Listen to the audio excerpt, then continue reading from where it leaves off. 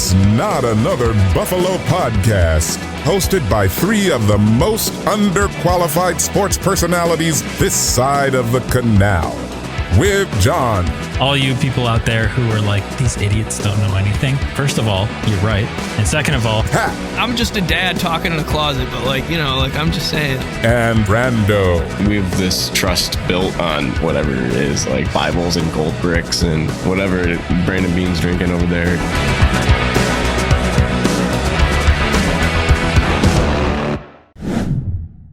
all right, welcome back to Not Another Buffalo Podcast. I'm John. I'm here with my buddy Brando. What's up? Recording here on a Tuesday evening. This episode is brought to you guys by Small City Realty. If you're looking to buy, sell, or manage property in Western New York, you got to call our guy, Zach Korzelius, at 585-409-1088.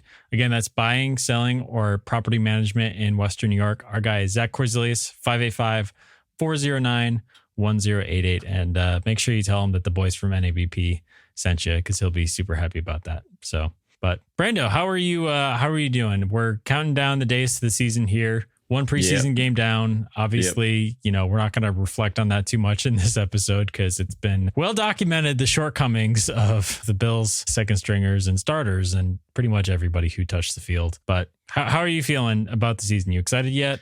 I hate the preseason. Does it feel real? I hate the preseason. I always say it. I'll say it every year until we get here. I hate the preseason. I hate doing the games. I don't like working the games. I hate talking about it.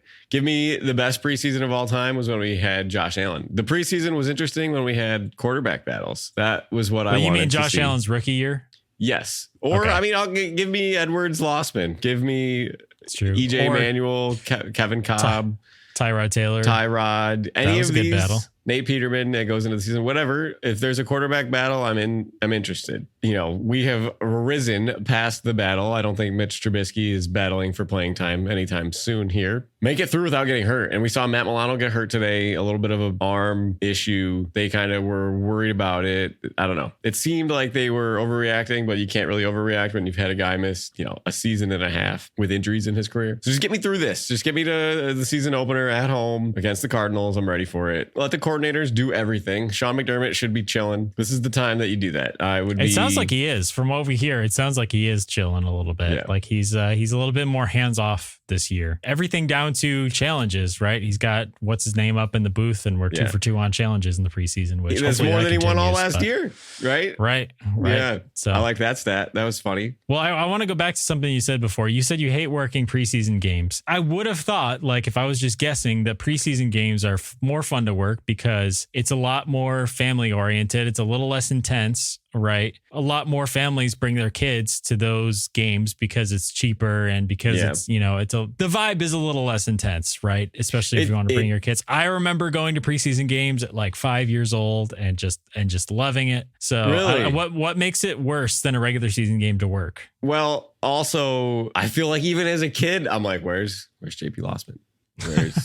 Where's Trent Edwards? I never went to one as a kid. There is more kids. There's a lot more kids. It's really funny to see the whole different group of people that come to the games, good and bad, because there's some shenanigans that always goes down. You get a different group of people that are allowed in here for the first time. They might not know the traditions and the rules and whatnot and the etiquette and stuff, but no, they're super uneventful. They're so long because these guys take so many penalties. I can't. It's just you don't know when it's going to end. You got 70 holding calls, a couple of false starts, whatever. I don't know. I just, I want to be done. I actually had to work my other job on Saturday, so I did not work this preseason game. But again, I met Josh Allen in the preseason. His first preseason game, I think it's like August 18th, August 12th, whatever one was in Buffalo in 2018. The picture always comes up this time of year.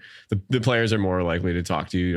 They're going to be friendly as long as they're healthy and happy with their contract situation. So, right.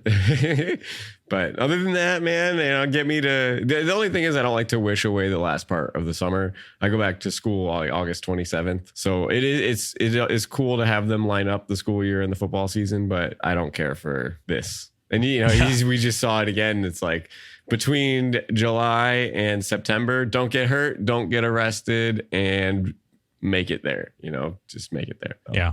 Well, today's episode, obviously, if you saw the title and listened this far, hopefully you're at least interested in the gambling side of football, I guess. But even if you're not, and you're just, you're a loyal listener, like, I think that this episode will still be interesting. And this is the caveat I do every single time we do a betting themed episode, because, if I was not into casual sports betting, I would probably want to tune out too. But it can bring up a lot of interesting debates, because we're talking about season long over unders. We're talking about what the people who are paid to think about the Bills' chances think. We're looking at their Super Bowl odds, Josh's MVP odds, and just kind of where they stack up against the rest of the league, and where it aligns with our expectations of the team, which is, the entertaining part, because we're going to talk about that and poo-poo some things. And it's just like the last week episode, we are not national pundits. We don't pick records, and the USA Today standings projections is not giving the Bills 14 wins like we did on here. So where do we stack up as homers? We have a lot of Bills props here. We can look at the team, and we have some national props too to look around the league. But this is probably my favorite episode of the year.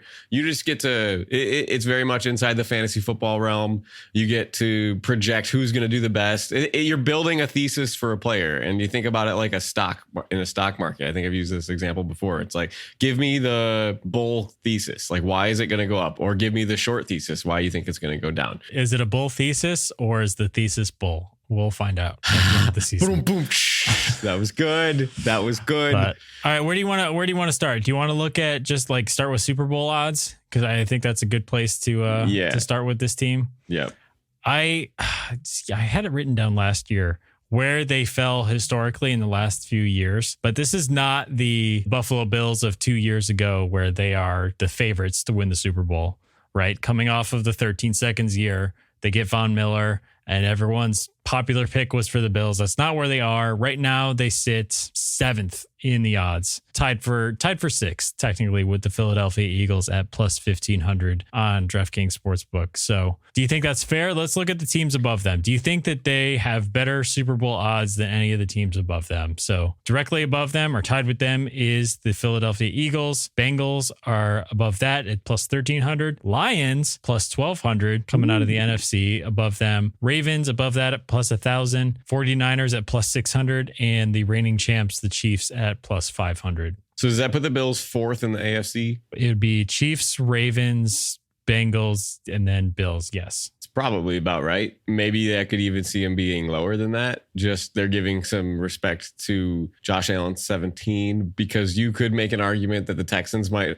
be more favored with their schedule and the way that their division is, and they might set themselves up to be at home in the playoffs, where the Bills, might still be good, but with their division and their tough schedule, might be looking at a road trip for the playoff run. Who else in the AFC?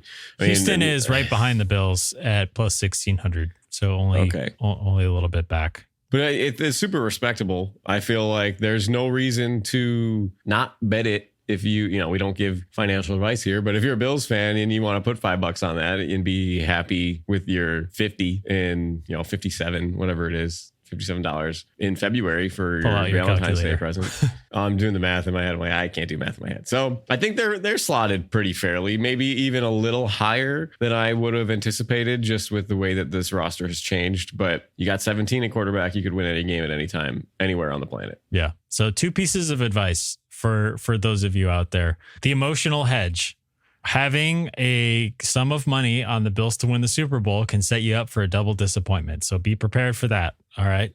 You're making a double investment there. Secondly, also look out for the promos that these sports books have when it comes to betting the Super Bowl winner, because sometimes they'll give you a promo where you get free bets every time your team wins a game or something like that. So check all the sports books, mostly DraftKings, and find a promo that makes it worth it, because that's usually the only features that I actually take for these seasons, because I don't set $100 aside to split up between futures bets. Like if I feel really strongly about a couple things, I'll put $5-10 on it for the entire season. But it does take a lot of conviction to part with that $5 for the the duration of the season for things that are considered similarly fair odds to the week-to-week props that we get as well. Yeah. It's not like you're getting a ton more value on the year-long props. No, and you think about inflation, man. You have your money tied up that long. Right. It's $5 now is worth $4.40 6 months from now. So you never know. But I think you're not wrong. If you're doing a year-long bet, and maybe it was Mike Francisca was talking about this, and he did one, and he was like, but it has to be enough to keep me into it for the whole year. So I think he did 10 grand. He was doing 10 grand on me. Jeez. I could be wrong. It might not be him. Who's the other guy that was his partner? Mad Dog and Mike and Mad Dog. Maybe it was Mad Dog, the guy that goes on. Can't remember. These sports talks. One of those two hosts. But they did it, and he's like 10 grand. He's like, otherwise, it's not worth it for me to tie up my money for this long. So every now and then you get lucky too on a cash out. Or if Josh Allen smashes his 3,700 yards in week 13 or week 14, you get paid out early maybe. But these are risky. I remember last year, I think I had like $104 left over from the NFL season. So I put that into some futures and I won some, and I think I ended up with exactly $100 again. So it's like, it's like, oh, right. I forgot about this. So win some, you lose some. But let's get into it. Let's go through the players. The way DraftKings has props spread out, it's kind of cool because they have not just an over-under for each player. You can go and look at that, but they have odds for like 750 plus reception yards, 1,000 plus reception yards, 5 plus reception TDs, 7 plus reception TDs. So let's go through some of those. And I wrote down a couple of players that caught my eye, mostly Bills players, but then, a couple other people here that I thought were at least interesting props. So let's start things off at 750 plus reception yards. Dalton Kincaid is minus money. So he's minus 120 to clear that mark. And we're all thinking Dalton Kincaid is going to be number one in this offense, probably nearing 1,000 yards. So I think that's a bet it for me. Yeah. Minus 120. I mean, obviously that's negative odds. Not super exciting when you're talking about season long props, but I think that's a very safe number. I think that Dalton Kincaid can still miss 2 games and clear that line pretty easily if he does what we expect him to do. 670. Dalton Kincaid came close. I mean, close is a relative term in the NFL, but how could you not think he's going to get, 673 yards last season in a reduced role as a rookie? Yeah, you need 100 more yards. 7 yards a game? And here's another interesting angle to it. Khalil Shakir has the same exact odds for the same exact number. Really? So if you were to pick between those two, don't you think you would probably take Kincaid? For sure. Just because, obviously, he's probably going to have more catches than Khalil Shakir. That's a lock. But Khalil's going to have probably more of those long breaks, longer receptions in there to kind of, bring the average yards per reception up quite a bit. Well, Joe Brady, I think on the radio today said something. Bro, Jody, bro. He was talking about how the yak yards, right? So when you're in the preseason and you just have the pads and you're tapping and you're thumping, you're not really tackling. So you don't get the true run after the catch yardage in training camp feel. But when you start getting these joint practices like they have against the Steelers this week and into the preseason, you see some of these players show that talent. And I think you saw it with Khalil on Saturday. You saw it in the preseason game. And you saw it with Coleman. I mean, he caught the short little curl route and curled it upfield for an extra handful of yards. So I wonder if you could parlay them together at 750. I'd be interested. I probably wouldn't do 1,000 for either of them, but they're going to be close to each other. Yeah. That's a good number. Yeah. So I like both of those. And your boy, Curtis Samuel, plus 150 to clear that 750 receiving yards mark. So, Brandon, are you going to put your money where your mouth is for this plus 150 to go over 750 yards? Yep. That's just receiving, though. That's just receiving. All right. Brando's got his wallet out. I hope you know that DraftKings doesn't accept cash. Did you see the dust fall out? Is that your last dollar? Yeah. Well, Brandon is spending his literal last dollar on Curtis Samuel plus 150. No, I'm going to hammer that. 750 yards. Oh, for sure. All right. Well, if you like that, I'm so happy about that. That's awesome. You're going to like some of the other ones that I have on here too. God. So what is Vegas doing? Anyway, next up, just one person in this prop, but is rushing TDs. DraftKings has a category for 10 plus rush TDs. And who do you think we're looking at? Ray Davis? No, it's the guy himself, Josh Allen, who had Patrick Allen 15 rushing touchdowns last year. Don't forget, And not just 15 rushing touchdowns. He had 11 games with a passing and a rushing touchdown.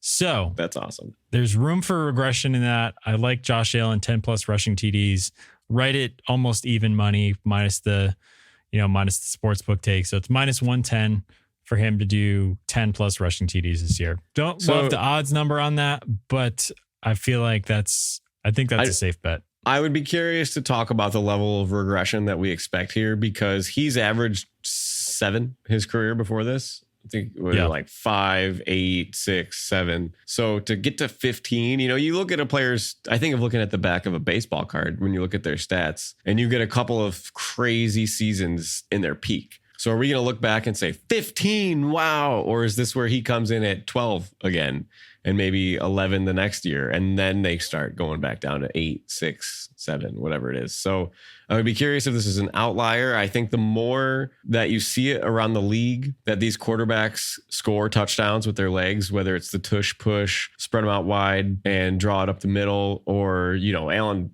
breaks 55-yard runs for touchdowns. So I think that's what separates him, right? They're not all Jalen Hurts style touchdowns. So 10's tough. I probably would do something small on that. I don't know if I feel super confident in that, whereas he might regress. You have Ray Davis in the backfield, as I previously mentioned. That's a good point. I would love to see James Cook get a couple goal line touches for my sake, because I'm keeping him in my keeper league. So let's get some touchdowns. Don't forget here, last James year. Cook. Do you remember? I was going to say, do you remember last year? I mean, James Cook didn't have a rushing touchdown for like the first 10 weeks of the season or something. His line was like 3 last year. And I remember thinking that was absurd. And obviously I'm not working for Vegas. So, right. But we'll see. Crazy. It seems like it was weird. He'd run continuously, get them inside the 10-yard line, and then all of a sudden a different back would come in, which makes sense. Like your goal line back is a little bit different. And this year, the difference is it's not going to be Latavius Murray or Damian Harris. It's going to be Ray Davis, most likely. And he looks good. He plowed over somebody in the preseason game. So he's getting a lot of work at camp too, I think. But no impressive numbers from the preseason game, but I'll tell you the play I like at the goal line. Well blocked, but based on my NCAA 25 college gameplay is that jet wide receivers.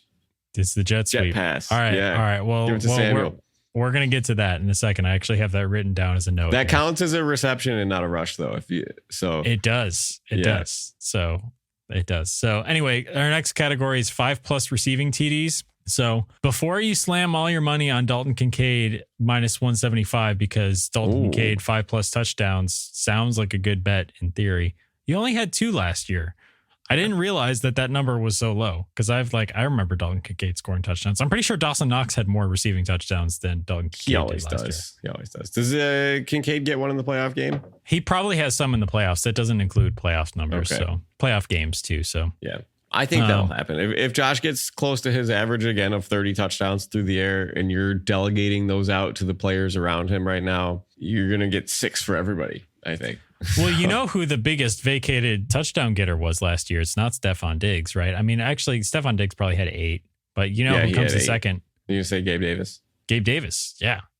So that's 15 vacated touchdowns. Yeah. If you're thinking of similar numbers. So yeah, that's a lot. That's a lot. Gabe Davis we'll get to him in a second. We're going to come back to Gabe Davis in just a second. But Keon Coleman was next on that list. He is at minus 110 for that prop. How do you feel about that? I don't know. I feel like Coleman could have 4 and it would be okay. Yeah, I'm kind of in there too. I don't really know what that's going to look like. He could have 4 or he could have 6. 9. I think 6 would be a great year. I mean, 9 would be crazy. We're going to circle back to Gabe Davis plus 150 for 5+ reception TDs. And we just discussed that he had 7 last year. And he's on the Jags? He's on the Jags now. Do you think he gets 5 in that receiver room? I have another one here from the Jags that I wrote down that was interesting. Trevor Lawrence over 21.5 passing touchdowns is minus 120. So that seems like a very low number. Yeah, I thought so too, especially with the way that they kind of beefed up their team this offseason, bringing in Gabe Davis. They did lose Calvin Ridley, but he had 21 last year. He had 25 the year before that, 12 of them in his rookie year. He had a bad rookie year, 17 picks, 21 TDs, 14 interceptions. I feel like he's got to go over that, right? Who else do they have over there in Jacksonville in their receiver room? What's his name? Mr. Overpaid. Although he's not super overpaid anymore now that the receiver market has reset. Christian Kirk. Christian Kirk, thank you. And Brian Thomas Jr. That's right. Interesting. Rookie, so they got an interesting team. We're going to see that. But I think that, I mean, if Gabe Davis has 7 touchdowns in a year where he's putting up zeros most weeks, or not most weeks, but like some weeks along the way, 5 weeks in the year, he's a red zone target. I know. Did the Jags even still have Evan Ingram? Is he still there? Yeah. So he's a good red zone target. Yeah. But yeah, anyway, I kind of like that because it's plus money. If that was negative money, I'd be like, eh.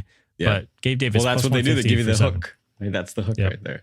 So 2 more. Your boy Curtis Samuel plus 250. Take it or pass on 5+ TDs, reception TDs. And remember, come back to what we were thinking about. The jet sweeps are receptions. Plus 250 for 5 touchdowns, and plus 150 for 750 yards. Yep. I heard this right? Professionals set this line. Am I crazy? Am I so crazy to think that those are so low? You're setting yourself up for a good postseason clip for me to clip this back. Oh my goodness. It's crazy. Parlay them together. We need to pay off some bills here. I need some Curtis Samuel love from the national pundits here. Now don't forget how many touchdowns did Amon-Ra St. Brown have that year? That 5. He was 5. So, but he had 900 receiving yards, right? As a rookie. So I feel a little bit better about the receiving line, Curtis Samuel 750 plus, than I do about 5 touchdowns, because I'm thinking like 3 or 4 touchdowns for Samuel, maybe. I mean, I'd be happy with 4 or 5, but his career high is 6 with the Panthers with Joe Brady. And I guess he had 5. So if Joe Brady's there for a season and a half, in 2018 he had 5. In 2019 he had 6. But my thing for you is we talk about this with the Bills receivers, Dalton Kincaid around 5, Curtis Samuel 5-6, Keon Coleman 4 or 5. You know, that's like 18 touchdowns. Where's the other 20 coming from? Now who's catching them? Dawson Knox gets 5. I want to see that's 20. I want to see the touchdowns breakdown here. Because it's just if we look at these numbers and you add them all up, and Josh's numbers is 27 for total passing touchdowns in a season. One of these guys is going to get it. One of them is going to get more touchdowns than this line by a good chunk. We just have to figure out which one it is. Last year, the TD reception distribution was Stephon Diggs with 8, Gabe Davis with 7. Those are all vacated. So that's where your TD's got to go somewhere, right? Yeah. Like probably a lot of those to Kincaid, probably a couple to Shakir. Below that, James Cook with 4, Dalton Kincaid with 2. I feel like James Cook is going to catch more than 4 touchdowns this year. He dropped 3 of them. He probably dropped 3 touchdowns last year too. So if he catches those, I guess I'm wishfully thinking that. Dalton Kincaid had 2, Dawson Knox had 2, Khalil Shakir had 2, and then Quentin Morris with 1, Ty Johnson with 1, Trent Sherfield, Deontay Hardy, and that's it. That's all the touchdowns. Interesting. Okay. Well, you take a couple from the running backs too. Then maybe you give 1 to James Cook for making up for his buttery hands that he's got in Philly. And what was the other one? There was another egregious one that he dropped too. So even if you conservatively move those numbers around and you take 2 from Diggs, give it to Samuel, take 2 from Davis, give them to Kincaid, and maybe we don't have as many. What did Josh have last year? 28, 29. And then 15 on the ground. Jesus. So he's going to get 35. How he gets them is going to be the question. So I don't know. You might be able to talk me into Curtis Samuel 5+ TDs. You might be able to. But again, it might be 4 reception TDs and 2 rushing TDs too. Yeah. So could be that, which would be heartbreaking. But anyway, let me just fly through this in one question. Yeah. Is there anybody on the Bills that you would bet, even in plus money, for 7+ reception TDs? If I had to pick one, it would be Dalton Kincaid. Yeah, I think that's fair. The competition with Knox is what's driving me away from that. And that's where I lean more towards Samuel. It'd be Samuel or Kincaid, but I feel like... Really? You'd consider Samuel. So once I read you these odds, if you had to pick between those two, because of the odds value, you're going to want to pick Samuel. Well, what is Samuel at? Like 800, plus 800 for this? So Dalton Kincaid is plus 175. Okay. Keon Coleman plus 400. Probably wouldn't bet that either. Khalil Shakir plus 450, which is interesting because Dalton Kincaid and Khalil Shakir have very similar odds for yards. Curtis Samuel, you said plus 800 was your guess? Plus 1,000 for what? 7+ touchdowns. Oh my goodness. If he's Stephon Diggs light, like I've been told by pundits that he is, 7 if he stays healthy. If he stays healthy. Yeah. There's a lot of ifs in that statement. Like you can count the ifs. So there's but again, two. There's plus, two. plus 1,000. If he is the Stephon Diggs light, then if he stays healthy, But I like that too. I'm gonna have to really play around with this, and I'm gonna have to deposit some money into DraftKings to put my money where my mouth is. We can post it on Twitter, and you can pin it, and you guys can all make fun of me when he falls flat on his face. But then we're really all losers in that sense. At least if the Bills win and he just doesn't produce as much, I'll eat that. But I don't know. 7 is a high number. Every other game scoring a touchdown. I love that. Plus 1,000. 7 is a lot. Gabe Davis was in the top 10 of receivers for receiving TDs across the league. 7 puts you in the top 10. I want to say it puts you in the top 10. Let me verify that really quick. That's interesting. That's not that many, I think. Not what you would think. So last year, Mike Evans led the way with 13, tied with Tyreek Hill, CeeDee Lamb with 12. I'm going to skip who's next. Don't look at it because I don't want to spoil another prop. I'm not. Sam Laporta had 10. Anyway, so okay, I lied. So Gabe Davis was tied for 18th in the NFL. Still top 20. Sorry. Yeah. It's number 1 receiver touchdowns, but it is definitely number 1 receiver touchdowns. So some other guys on that list that might surprise you are like Jaden Reed, DJ Moore, Keenan Allen. I didn't even realize Keenan Allen, was still putting up numbers last year. Well, I'm sorry. No, he did well. He missed games as he always does. Yeah. So 2 more people I want to talk about 7+ reception TDs and what your opinion is. Stephon Diggs is plus 175, had 8 last year. Probably not. Probably not. I also think that's a crowded receiver room, but I also think that CJ Stroud is going to throw a crap ton of TDs this year. Yeah. Also, so I just Diggs can have 7. Nico Collins can have 7. Tank Dell can have 7. Yeah. How many people are going to have 7 on a team? Well, let me just run one more thing by you here. I only have a couple of odds written down in the 10+ reception TD category. So first, what odds would you take and bet for Sam Laporta to match his last year total of 10 TDs? What odds would I take? Yeah, it's probably negative money. No, it's plus money, but what's the minimum? Plus 100. Like you'd take it for plus 100. Yeah. All right. Well, good news. It's plus 450. So wow. you might want to hop on that. Why would they think he's going to be worse? Because he had an outstanding first season and 10 receptions is like tied for 4th. Yeah. He's my fantasy darling this year in my keeper league. I got him in the 15th round. Last pick. So I got him in the 15th and James Cook in the 7th. Those are my 2 keepers for this keeper league. So I hope he matches it. I feel like that's worth putting money on. Well, do you got anything else that sticks out to you? That's pretty much all I have written down. I have a little bit of a list here, but we're going to go quick through here. And I want you to rapid fire me, 30 seconds per one. Ready? Cardinals over 6.5. Wins?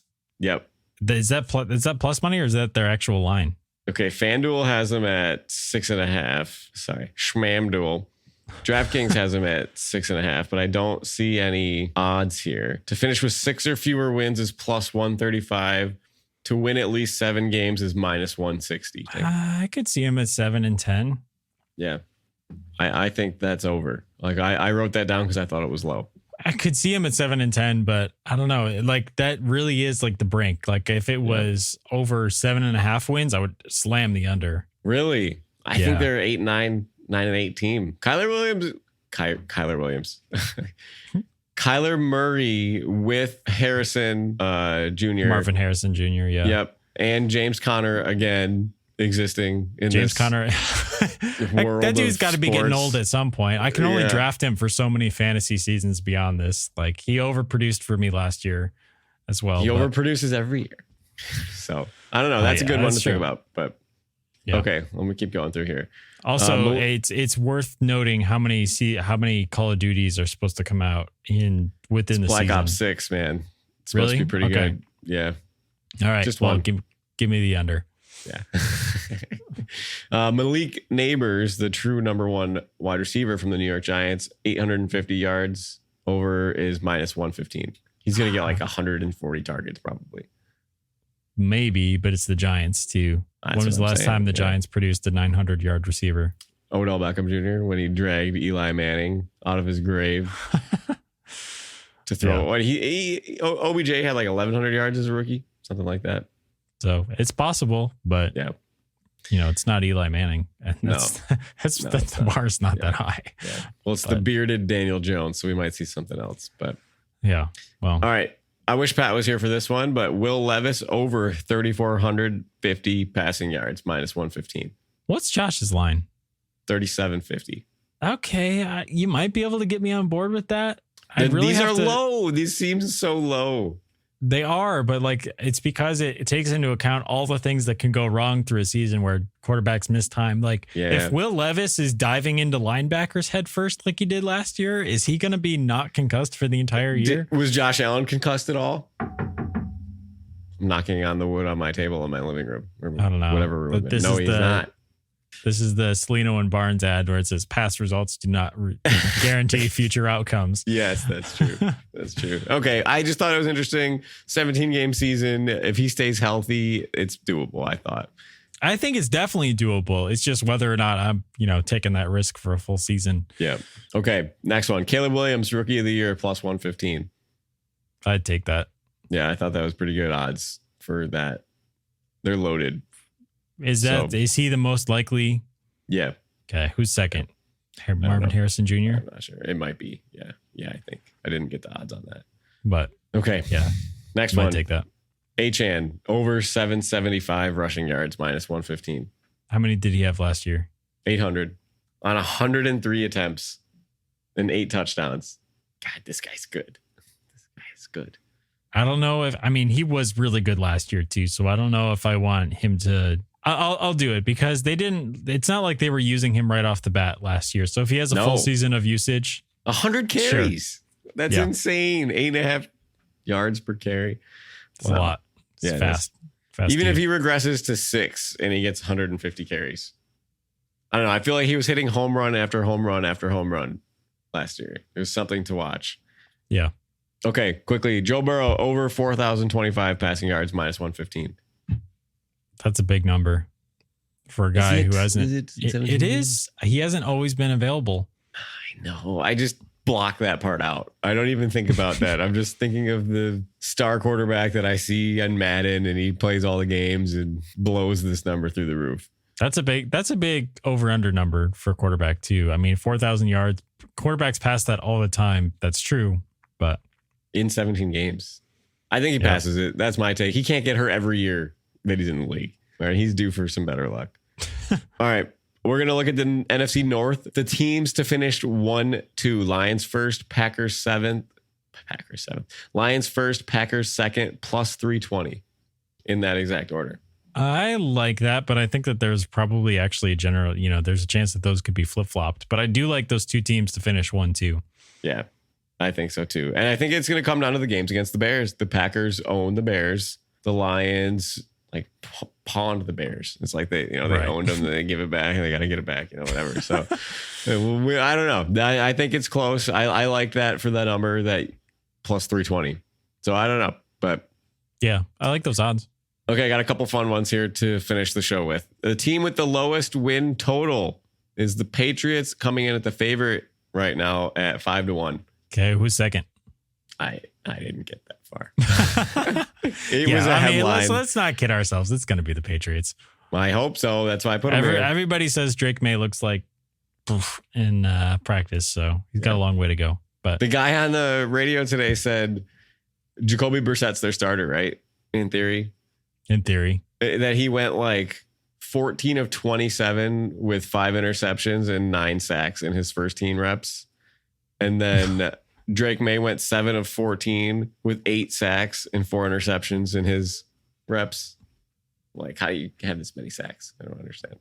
No way. So that looks great in Foxborough. Love to see that for you bumps. Okay, next up. Highest individual passing game of the season. The yardage total is set at 490.5 yards. It's minus 115 either side of this bet. If you had bet this over each season for the last 10 seasons, you'd be 7-3. So it's profitable. I was going to say, who had a 500-yard passing game last year? Tua, probably. Yeah. I would take the under on that. Really? Yeah. I think that the years of the crazy offense have swayed that. Okay. Now I have a question for you, and maybe this is silly talk, but does the kickoff return set up for more offense? It sets up for less yardage. Less yardage, more scoring. The average right? starting position is going to be further forward, right? But then if you're going to talk the field possession game. Yeah, more scoring, but less, less passing yards per drive as well. So yeah. So I thought that was interesting. You think more scoring as a team, less yards. But yeah, we'll see how that plays out. I thought that was interesting. Yeah. All right. And last but not least, the longest field goal in the NFL to be over 62.5 yards, and it's minus 115. And there has only been, I want to say I saw 3 kicks. I'll read this exactly to what it is. There have only been 3 field goals of 63 yards or more made in the last 10 seasons. Only one of them was outdoors when Graham Gano kicked a 63-yard game winner against the Giants. And you want to take a look around. Didn't Graham Gano play for the Giants? At some point, I think so. Yes, but this was that was against the Panthers. Yeah. Oh, okay, gotcha. So Justin Tucker made the 66-yarder against the Lions. You know what I did? I pulled up the Baltimore Ravens schedule. How many games do they play indoors? Now, here's one that you might be thinking of, actually. So the Denver Broncos have the highest altitude, right? Right. So Harrison Butker plays the Broncos week 18. It's going to be cold. Too cold. Harrison Butker. He's the Chiefs kicker. That's not. Yes.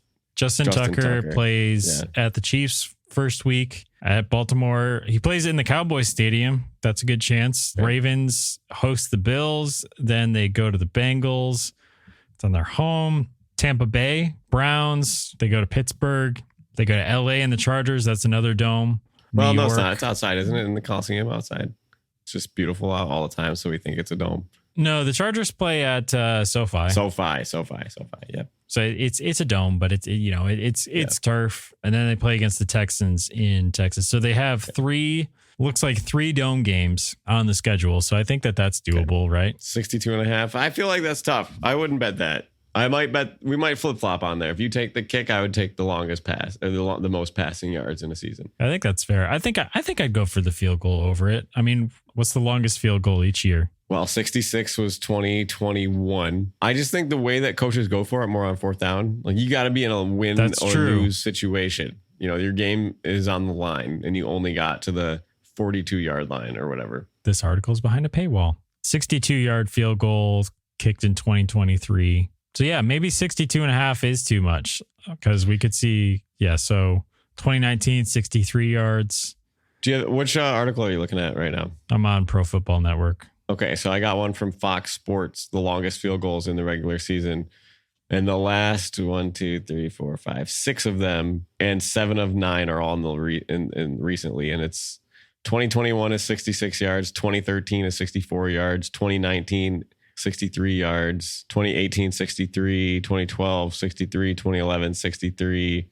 2022, 62, 2019, 62. You do see it. It does happen. That's crazy. I had no idea the record was 63 yards or so long. I thought it was always like 61. Oh, 63 with the guy from the Saints. Yeah, from the 70s. Yeah. And again in 1998. And then it got smashed and people tied it a few times. Yeah. So, and then, the record is 66 with That's incredible. Justin Tucker, but it was Prater for the Broncos, 64 and 13. I remember that. But Matt Prater, he was a Lions kicker too. Justin Tucker killed me last year because he missed like a 55-yarder against the Colts, and I would have hit my parlay. It was like a 16 parlay. I hit all 5 games before that. And the announcers are like, Justin Tucker's automatic from 50 plus, doesn't miss. I'm sitting there counting the money I don't have, and the dude leaves it like 5 yards short. I'm like, what? Yep. But well, let us know what you think your favorite season-long props are. I have too many, but most of them involve Curtis Samuel. So I'm going to be taking a look at those sports books after I get paid on Friday, and we will try to share those. I'll send you some of those, John, and see what we can get going for this long-term 6-month investment. What they say, you can buy a CD right now for 5.7% interest over 6 months. So you gotta make more than 5.7% gambling over 6 months to count it a win. against which is the federal tough. markets. Which is tough. So, all right, well, that's going to do it for this one. You guys can find us on all platforms at Not Buff Podcast. Again, you can send us a voice message, send us your thoughts, rant. We'll play it on the show, all that stuff. You can find that using the ffm.bio link that's in all of our show notes, all of our video descriptions, and on all of our social media pages. So anyway, we'll be back next week. And until then, go Bills. Go Bills.